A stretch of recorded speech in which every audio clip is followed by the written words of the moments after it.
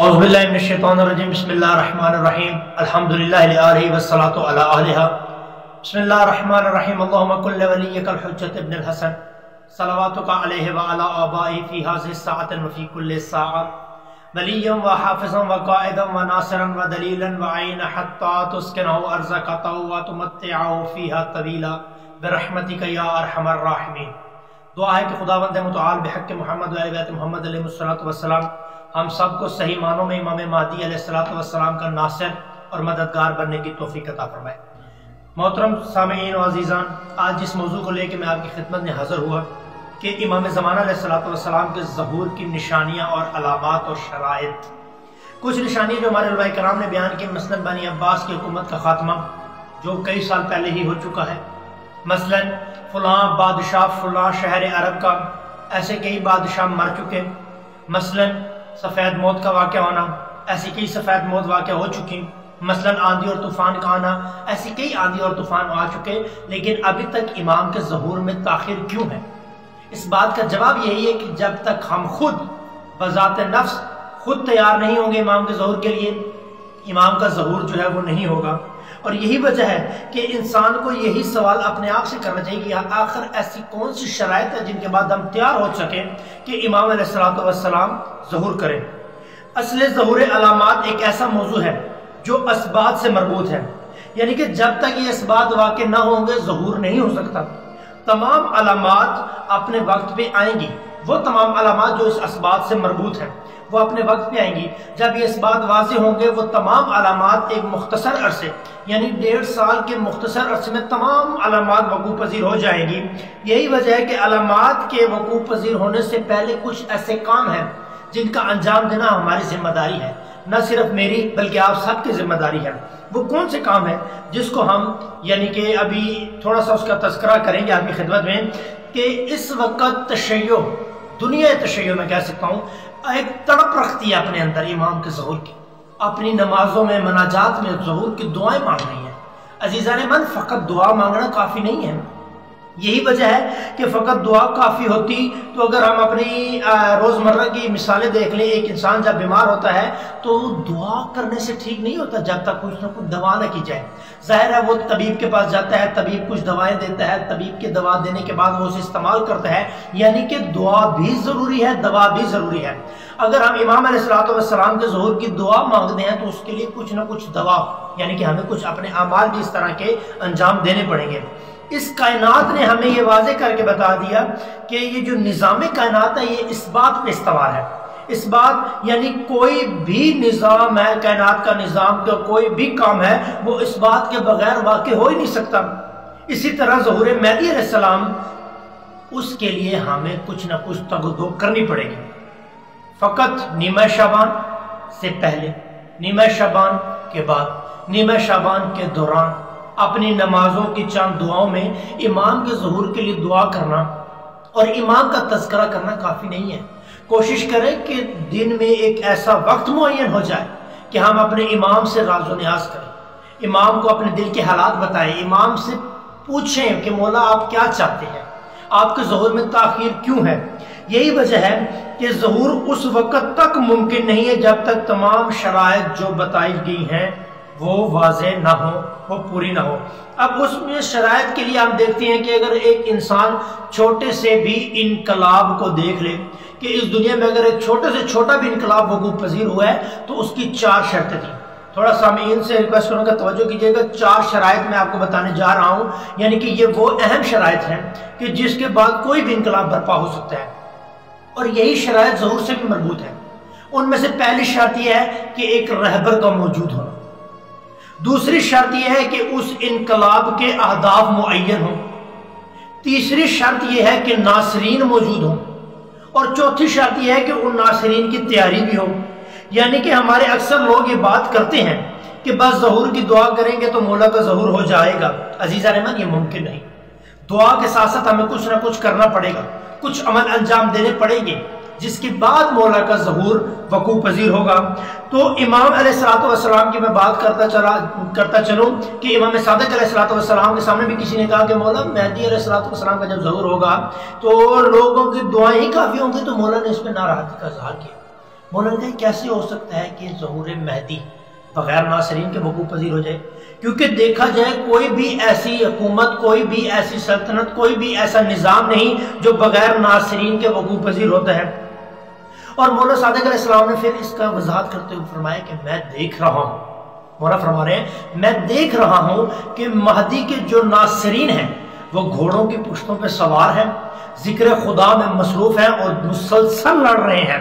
اور یہی وجہ ہے کہ جب تک ناصرین موجود نہ ہوں گے مولا کا ظہور بھی نہیں ہوگا، مولا کے ظہور کے بعد وہ جو اسلامی حکومت قائم ہونی ہے وہ بھی نہیں ہونی۔ اس کی مثال آپ لے سکتے ہیں پیغمبر اکرم صلی اللہ علیہ وسلم سے، ایک عظیم الشان نبی، اولو العزم انبیاء کا بھی سردار، یعنی کہ اتنا بڑا جس کی قسم خدا نے قرآن میں اٹھائی، اتنی بڑی عظمت کا مالک نبی، لیکن جب تک نبی کے ناصرین نہ تھے، نبی نے آپ نے دیکھا ہوگا مکہ میں کوئی نبی کے ناصرین کی کمی تھی، یہی وجہ ہے کہ مدینہ میں جا کے جب ناصرین مہیا ہوئے تو پیغمبر اکرم صلی اللہ علیہ وسلم نے نظام اسلام کی حکومت کو کہہ سکتے ہیں کہ فروغ دینا شروع کیا۔ یہی وجہ ہے کہ مولا امیر علیہ السلام کی مثال اگر ہم لیتے ہیں کہ 30 سال تک مولا اپنے گھر میں بیٹھ رہے، کیا وجہ؟ فقط یہی کہ ناصرین نہیں تھے۔ جب 30 سال بعد مولا کے ناصرین تیار ہوئے، مولا کے ناصرین مہیا ہوئے، تو مولا علیہ السلام نے 4 سال حکومت کی، نہ صرف حکومت کی بلکہ عدل کو اتنا فروغ دیا کہ آج نہ صرف دوست، نہ صرف محب، نہ صرف ولایت علی رکھنے والے بلکہ دشمن بھی اس بات کے معترف ہیں کہ عدل علی کی مثال جو دور علی میں دیکھی گئی باخدا کسی دور میں ایسا عدل نہیں دیکھا گیا۔ یہی وجہ ہے کہ ناصرین کی مدد شامل حال تھی مولا امیر علیہ السلام کو۔ اب ہمارے پاس اگر دیکھا جائے تو 2 شرائط انقلاب کی جو میں نے آپ کے سامنے بیان کی، 2 شرائط ہمارے پاس تو پوری ہوتی ہیں، یعنی کہ ہمارے پاس رہبر بھی موجود ہے، رہبر ہم نے نہیں بنایا، یہ بات واضح کرتا چلوں، یہ رہبر ہم نے نہیں بنایا، یہ رہبر کی امامت جو ہے من اللہ ہے، عند اللہ ہے، اللہ کی طرف سے ہے۔ یہ صرف میں اقرار نہیں کر رہا اس بات پہ، یا میرے مذہب مسلک سے تعلق رکھنے والے علماء کرام مجتہدین عظام وہ اس بات کی اقرار نہیں کرتے، بلکہ نہ صرف مکتبہ تشیع بلکہ ہر دنیا میں جتنے بھی مکتبہ فکر ہیں چاہے وہ کوئی بھی ہو، سب کو یہ یقین ہے کہ مہدی علیہ السلام کی امامت جو ہے وہ من اللہ ہے۔ اس کی دلیل کیا ہے کہ میں ایک بات واضح کر دوں، پہلے 11 اماموں میں سب کا اختلاف موجود ہے، کسی نے کہا مجتہد تھے، کسی نے کہا فقہا تھے، ہم کہتے ہیں کہ نہیں اللہ کی طرف سے بنائے کہ 11 کے 11 امام ہیں، امام برحق ہیں، اور لیکن 12واں امام جو ہے اس کو یعنی کہ ہر مکتبہ فکر ایک ہی نگاہ سے دیکھتا ہے کہ یہ اللہ کی طرف سے ہے۔ اس کی بہت بڑی دلیل یہ ہے کہ جب امام علیہ السلام کا ظہور ہوگا تو جناب عیسیٰ کا نزول ہوگا، 4تھے آسمان پہ آپ اکثر روایات میں ملتا ہے کہ حضرت عیسیٰ علیہ السلام میں جب امام کا ظہور ہوگا تو ان کا نزول ہوگا، اور جب عیسیٰ علیہ السلام یعنی کہ ایک اولو العزم صاحب شریعت نبی کا نزول ہوگا تو نہ صرف وہ نزول کے بعد امام علیہ السلام کے انصار میں ہوں گے بلکہ وہ امام علیہ السلام کے پیچھے نماز بھی ادا کریں گے۔ ظاہری بات ہے جس کے پیچھے عیسیٰ جیسا صاحب شریعت نبی نماز ادا کر رہا ہے تو وہ رہبر کوئی دنیا کا بنایا وہ رہبر نہیں ہے، وہ رہبر من اللہ ہے، وہ رہبر عند اللہ ہے۔ یہی وجہ اگر انقلاب کی 4 شرائط کو نظر میں رکھیں تو پہلی شرط ہے رہبر الحمدللہ ہمارے پاس ایک ایسا رہبر موجود ہے کہ دنیا میں عالم جہان میں کسی کے پاس ایسا رہبر موجود نہیں۔ دوسری شرط آداب کا مہین ہونا، الحمدللہ امام مہدی علیہ السلام یہ بھی جانتے ہیں کہ انقلاب کے آداب کیا ہیں۔ امام علیہ السلام علم سے واقف ہے، امام علیہ السلام شجاعت سے واقف ہے۔ رسول خدا صلی اللہ علیہ وسلم کا فرمان میں حقیقت میں عرض کروں کہ رسول اللہ نے فرمایا کہ اللہ نے جو علوم بشریت کو عطا کیے ان سب کے عالم کا نام مہدی یعنی کہ عالم ہے۔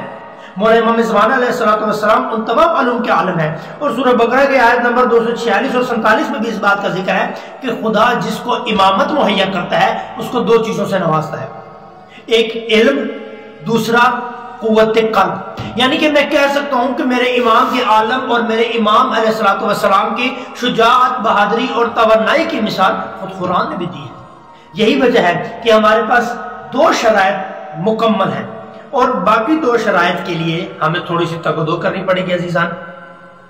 اس کے علاوہ میں تھوڑا سا ایک اور ذکر کرتا چلوں کہ اکثر لوگ کہتے ہیں کہ مولا امام زمانہ علیہ السلام کا ظہور جو ہوگا تو وہ مدد خدا کرے گا، خدا کی مدد شامل حال ہوگی، نو ڈاؤٹ، کوئی شک نہیں، خدا کی مدد شامل حال ہوگی، بالکل ہوگی، کیونکہ احادیث میں منصور کا لفظ بھی استعمال ہوا ہے۔ خدا کی مدد شامل حال تب ہوگی جب انسان خود کچھ کرے گا، انسان ناصرین بننے کے لیے کچھ تودو کرے گا، کیونکہ قرآن میں یہ بات آئی ہے کہ خدا اس وقت تک کسی قوم کی حالت کو نہیں بدلتا جب تک وہ خود قوم اپنی حالت کو نہ بدلے۔ جب انسان اپنے آپ کو تیار کرے گا، آپ غزوہ بدر کی مثال لیں کہ 313 تھے، کم تعداد میں تھے، خدا کی مدد شامل حال تھی تو اتنے ہزاروں پہ جو ہے وہ آپ کہہ سکتے ہیں فتح حاصل کر گئے۔ 313 نے ہزاروں کو بچھاڑ دیا۔ آج بھی اگر 313 ہی تیار ہو جائیں عزیزان تو پھر تعداد سے مت گھبرائیں، تعداد کم ہی کیوں نہ ہو، جب خدا کی مدد شامل حال ہوتی ہے تو پھر سامنے والی تعداد کو مد نظر نہیں رکھتے۔ یہاں علماء کرام کچھ مرحلے بیان کرتے ہیں کہ امام علیہ السلام کے جو انصارین ہیں ان کیا تعداد ہو رہی۔ پہلے مرحلے میں کہا جاتا ہے 313، دوسرے مرحلے میں 9 سے 10 ہزار، اور تیسرے مرحلے میں وہ کہتے ہیں کہ یعنی کہ ان گنت مومنین کی تعداد ہوگی جو مولا علیہ السلام کی یعنی کہ کہہ سکتے ہیں مدد بھی کریں گے اور مولا کی شریعت پہ عمل بھی کریں گے۔ تو عزیزان میں یہ بات واضح کرتا چلوں، کم سے کم جو تعداد بیان کی گئی وہ 313 ہے۔ کیا 313 موجود ہے؟ کیا 313 کامل ہو چکے ہیں؟ نہیں، ابھی تک نہیں ہوئے، کیونکہ اگر 313 کم سے کم 313 کامل ہو چکے ہوتے تو وہ اس قابل ہوتے کہ تربیت کرتے کہ 9 سے 10 ہزار پیدا کریں، مختلف جگہوں پہ جا کے مختلف علاقوں میں جا کے وہ 313 تربیت کرتے۔ وہ 313 جو تیار ہیں، ہم کہہ سکتے ہیں تیار ہو رہے ہیں یا تیار ہو چکے ہیں یا تیار ہوں گے، ان میں جو صفات ہوں گی وہ صفات یعنی کہ کہہ سکتے ہیں کہ وہ کوئی عام صفات نہیں ہوں گی، اس کی بھی کچھ شرائط رکھی گئی ہیں۔ ان 313 کی تیاری کے لیے کچھ صفات کا اپنانا ضروری ہے، واجب ہے۔ یہ میری نظر میں نہیں، یہ ائمہ علیہ السلام کی نظر میں، اور آپ سب جانتے ہیں کہ ائمہ علیہ السلام کوئی بات بھی ہے وہ اپنے سے نہیں کہتے، خدا کی طرف سے کہتے ہیں۔ مولا علیہ السلام کے مطابق، ائمہ کے مطابق جو 313 کی صفات بیان کی گئی ہیں ان میں سے پہلی صفت یہ ہے کہ یاران مہدی یعنی کہ ناصرین مہدی علیہ السلام خدا کے بارے میں ذرا بھی شک نہ رکھتے ہوں گے، بلکہ وہ یقین کی منزل کہہ سکتے ہیں مقام بلند مقام تک پہنچے ہوں گے، یعنی کہ یقین ان کا اتنا بلند ہوگا مولا کے بارے میں، خداوند متعال کے بارے میں، کہ توحید کے اوپر وہ کسی قسم کا سمجھوتا نہیں کرے، خدا کے سوا کسی کو نہ صرف ذات میں بلکہ صفات میں، خدا کے افعال میں بھی کسی کو شریک نہ پڑیں گے۔ انصاروان مہدی علیہ السلام کی پہلی نشانی جو بیان کی گئی ہے وہ یہ ہے کہ خدا کے بارے میں یقین کامل رکھتے ہوں گے، مواحد ہوں گے، خدا کی توحید کا اقرار کرتے ہوں گے۔ دوسری کہ توحید میں غور و فکر کرتے ہوں گے اور توحید عملی رکھتے ہوں گے، یعنی کہ توحید عملی سے مراد توحید کے بارے میں غور و فکر تو کرتے ہیں، توحید عملی سے مراد کہ جب وہ کوئی امور انجام دیں گے، کوئی کام انجام دیں گے، لوگوں میں بیٹھیں گے، اس طرح سے بیٹھیں گے، اس طرح سے بات کریں گے، اس طرح کے کام انجام دیں گے کہ انہیں دیکھ کے خدا کا دین یاد آئے گا کہ یہ تو شریعت محمدی کے مطابق کام انجام دے رہے ہیں، یہ وہ انجام دے رہے ہیں جو خدا نے کہا ہے، اپنی طرف سے کچھ نہیں دے رہے۔ یہی وجہ ہے کہ امام علیہ السلام پر یقین کامل بھی رکھتے ہوں گے، یعنی کہ امام علیہ السلام کو منکر نہیں ہوگا، منکر تو کوئی بھی نہیں ہے، لیکن یقین کی منزل تک پہنچ سکتے ہیں، منزل یعنی کہ کہہ سکتے ہیں کامل ترین یقین رکھتا ہوگا امام کے بارے میں۔ اور یہی اس کے علاوہ بھی بہت سی صفات علماء کرام نے ذکر کی ہیں، تو میں ایک بات یہ واضح کرتا چلوں کہ یقین امام علیہ السلام کے بارے میں رکھنے کا مطلب کیا ہے، یعنی کہ معرفت امام، شناخت امام رکھتے ہوئے۔ یہ یاد رکھیے کہ ہر یقین رکھنے والا عالم ہو سکتا ہے، لیکن ہر عالم عارف نہیں ہو سکتا، کیونکہ پہلی منزل جو ہے یقین ہے، یقین رکھنا چاہیے، یعنی کہ ائمہ علیہ السلام بالخصوص امام مہدی علیہ السلام کے بارے میں ایک ایسا یقین رکھیں یعنی کہ جسے ہم کہہ سکتے ہیں یقین کامل ہو۔ تو عزیزان کوشش کریں، اپنے آپ کو اس قابل بنائیں۔ اگر ہم اول تو ہماری اولین ترجیح ہونا چاہیے کہ 313 ہم میں سے بھی بنے، اگر 313 کے لیے ہم تیار نہیں تو دوسرے مرحلے میں 9 سے 10 ہزار کا جو لشکر ذکر کیا جاتا ہے روایات میں، ہم اس کے لیے تیار ہیں۔ اگر ہم سمجھتے ہیں ہم اس کے لیے بھی تیار نہیں تو کم سے کم اپنے آپ کو اس قابل تو بنائیں کہ مولا علیہ السلام جو تیسرے مرحلے کا لشکر ہے اس میں ہمیں قبول کر لیں۔ تو میں دعا کرتا ہوں خداوند متعال سے کہ میرے مالک، میرے خالق، بحق محمد و اہل بیت محمد اور امام زمانہ صلی اللہ علیہ وسلم کی ولادت کے ایام کے صدقے، نیمہ شعبان کے صدقے، ہم سب کو نہ صرف امام علیہ الصلوۃ والسلام کا ناصر اور مددگار بننے بلکہ مکمل طور پر معرفت امام حاصل کرنے کی بھی توفیق عطا فرما اور ہم سب کو ایسا بنا جیسا ہمارے امام چاہتا ہے۔ السلام علیکم ورحمۃ اللہ وبرکاتہ۔